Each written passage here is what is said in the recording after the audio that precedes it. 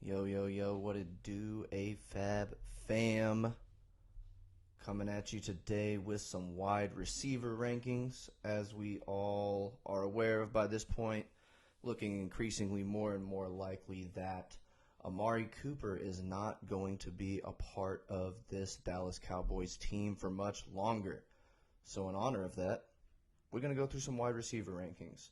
I've been watching these guys at the combine all week, kind of had some of my rankings sorted out here, but I'm starting to feel pretty good about some of these receivers. Just looking at it, I've got 1 through 10, all 10 guys probably worthy of either a first or second round pick. In my mind, offensive line is probably still the way that I would like to go. When it comes down to it, when we're looking at that first round pick. So if I've got my choice between one of those interior linemen with, Linderbaum, Zion Johnson, Kenyon Green, one of those guys, I may still take them over these receivers, but I think receiver is definitely going to be something that we're going to be looking at a lot closer early on in the rounds, given the fact that we probably are not going to have Amari Cooper. Looks like we're going to have Michael Gallup, probably going to have him and CeeDee Lamb on the outside. Is kind of what you're probably thinking, at least for this first year without Amari Cooper. CeeDee is a guy that we like to use in the slot. It's probably where he does his best work, but it's really hard to just come in, be an outside receiver day one. So we're going to look at a couple of these different guys here, run through my rankings really quickly, and then you guys can tell me what you think. Yay, nay, we like him, we don't like him, a guy that we want more than one of the other ones. So starting right at the top, you've got Garrett Wilson. That's number 5 out of Ohio State. My number 1 guy. He's pretty close to the consensus top guy when you look at most draft boards right now. Garrett Wilson is just he's a smooth route runner. He's definitely one of those technician type guys. He played inside and outside in college. If you're looking for any knocks with him, he's not the most physical specimen, right? Right around 6 foot, 180, somewhere in that range. So he's not a big physical guy, but just the ability to separate from the jump, separate at the top of routes, really good at using his inside leverage to work back outside. Garrett Wilson is a stud receiver on tape, and he really did nothing but help himself in the combine. Running under a 4.4 40. Shuttle times were pretty strong as well. Vertical, broad jump, tested as a really strong athlete. So Garrett Wilson, number 1 out of Ohio State.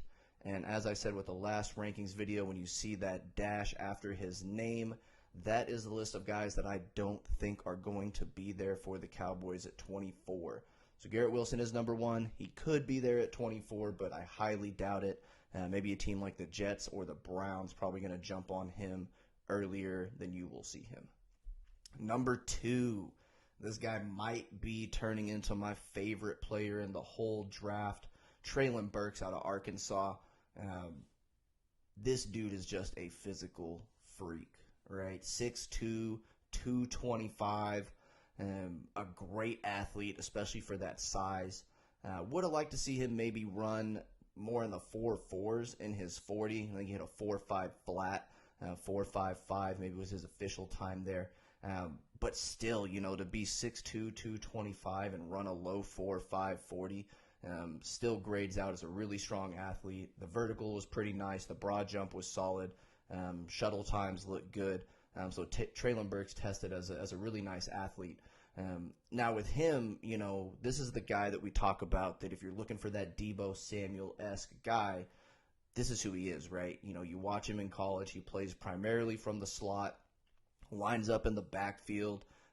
He's their motion guy, right? Motion to the opposite side of the play flow, throw it backside to him. You see him outside a little bit, get some of those one-on-one 50-50 opportunities, not bad at the point of attack when you're looking at those 50-50 balls. For me, he's somewhere in between a Deebo Samuel and a A.J. Brown. So anybody interested in Deebo/AJ, Treylon Burks might be your guy. I think he's a guy that if he's on the Cowboys, he probably grades out as your slot receiver to start. Like I said, with CeeDee and Gallup on the outside. But he's going to be a good gadget guy too. I think where he's helped himself most this week, when you watch the receiver drills, He looked really good coming in and out of his route breaks, running the full route tree. That was some piece of some questions that people had about him. Coming into this draft process, because he did do so much of the gadget work, the slot work, the backfield work, is, can he really run that full route tree? And I think he had a really nice showing when they were running their drills after they did their time tests and everything. Jameson Williams still sitting at number 3 for me right now. Unfortunately, with the injury, we didn't get to see him test. But this is a guy that if we would have seen him at the combine, 4.3 speed, really nice route runner. And he's not just a blazer. He's a guy that can pick you apart from a technician standpoint, and then he can get downfield in a hurry. So Jameson Williams, just based off of his tape, still got him number 3 wide receiver there out of Alabama. That dude's a stud. Please let him be there at 24. If I get wiped out on the other guys that I want, I will gladly take Jameson Williams. And then a guy who, for me at least, maybe helped himself the most this week out of this receiver group, Chris Olave, the other Ohio State wide receiver. Size, athleticism, pretty similar to Garrett Wilson, 4.3 speed in the 40. His unofficial time was like a 4.26. Thought he was really gonna come in with that blazing speed, and I think it ended up at a 4.38. But Olave is a guy, anybody that you listen to talk about him, if you watch any of his tape, the biggest word that you see, right, if you're looking for buzzwords, is smooth. Chris Olave plays the game effortlessly, getting in and out of his route breaks, working across the field, in the slot, outside. He's a really, really nice receiver. What you're looking at with him, probably a guy like Jameson Williams there as well, is just the overall strength at the point of attack. When you get some of those press corners up in your face, Olave's probably going to have a little bit of a difficult time separating right off the jump with those press man type corners. A guy like Jalen Ramsey, who of course impacts every receiver that he plays against, could really give a guy like Chris Olave a hard time, just because he's going to be one of those in your face, press you off the line and try not to let you even get into your break type corners. And that's where Olave seems to have some of those struggles. But the way he tested this week, the route drills that he ran, for me, he was kind of the bottom of my first round, maybe even leaning into second round wide receivers. And I've actually moved him into that number 4 spot there, and a solid first round pick for me. I think if you want a guy like Chris Olave, he's got to go at 24 if he's available. He's not going to be there with your second round pick in the 50s. It's just not going to happen, especially after the way he showed out at the combine this week. A guy that I wanted to see a little bit more out of, my number 5 wide receiver, Jahan Dotson. So he's not a little guy, but, he's that, 5'10", 5'11", 175, 180. So he's not a big guy. And he's a good route runner, really strong hands, good catch radius for his size, really knows how to extend the arms, attack at the catch point, a good 50-50 ball receiver. But a guy that I really thought was just going to test a little bit better this week. So he was one that I had ahead of Chris Olave going into this combine week. But he couldn't get out of the 4.4s in his 40. Broad jump, vert, shuttle were all good, but not, outstanding. And I really thought from his tape that he played faster. He played quicker than that. So not going to knock him too much. Move him down 1 spot. He was wide receiver 4. Now I've got him wide receiver 5 behind Chris Olave. Jahan Dotson, again, a guy, you take him at 24, you're going to be pretty happy with that pick. Let him work in the slot. Let him do his thing. He's got plenty of speed, even though he didn't get into that 4.3 range this week. Jahan Dotson, a really, really good receiver and a solid catcher of the football. Drake London, another guy that we didn't get to see test this week. Would have really liked to see what he could put together. And he rounds out my first round wide receivers as of right now. Drake London is... You want to go with a guy like Mike Williams? 6'4", almost. I think he's 6'3.5" or something like that is what he came in as. So, almost a 6'4" guy, big frame. He works like a quick tight end, right? That's really what he looks like. Big body guy, good with the 50-50 ball. Of course, with that size, that catch radius, he knows how to go up and get it. The vertical, if he would have tested, I think would have been really nice to see, because I think that vertical would have been really strong from a guy like Drake London. And at that size, definitely a guy that probably projects to be an outside receiver, but he did work in the slot quite a bit in college as well. But I think that that's a guy, if maybe, you're in the camp of CeeDee Lamb does his best work in the slot, and I'd rather get another outside receiver to pair with Michael Gallup, maybe a guy like Drake London is more where you're looking, because he's going to be an outside receiver, I would think, with Michael Gallup on the other side. Then you put CeeDee Lamb in the slot and let him work his magic. So those top 6, I got 6 first-round wide receivers right now. Top of the second round for me, our first small school guy, so Jalen Tolbert out of Southern Alabama. This guy's a lot of fun. Good route runner, super smooth, tested really well when we look at the 40s. He was in that 4.4, 4.3 range like a lot of these guys. Not a super imposing figure, 5'10", 5'11", but just, really good at the point of catch. Good route runner, very smooth. Again, another guy that may have a little bit of those issues kind of getting off the ball with some of those press corners. But, put him in the slot, let him go. Jalen Tolbert's a really, really nice receiver out of South Alabama. Then you've got the other injured Alabama guy that we didn't get to see this week, John Metchie. John Metchie I like a lot. First looking at tape, it was kind of hard to tell who the better receiver was between Jameson Williams and John Metchie. He works inside, outside, so he could play either one of those spots. 5'11", but almost 190 pounds on his way in. I think 185, 187. So a decent size, even though he's not the tallest guy out there. And I think that he probably would have been a guy that we would have seen. My guess would be somewhere in the 4.4s, maybe, low 4.5s, but I would have guessed, low 4.4, mid 4.4 on his 40 time. Vertical broad jump, I think he would have tested as a really, really nice athlete there. Didn't get to see him because, again, he is currently, working back from injury as well. The biggest knock with Metchie that you hear about and that you see when you look at him, he did have some of the, case of the dropsies a little bit throughout his career. Not terrible when you consider the volume of passes that went his way while he was at Alabama.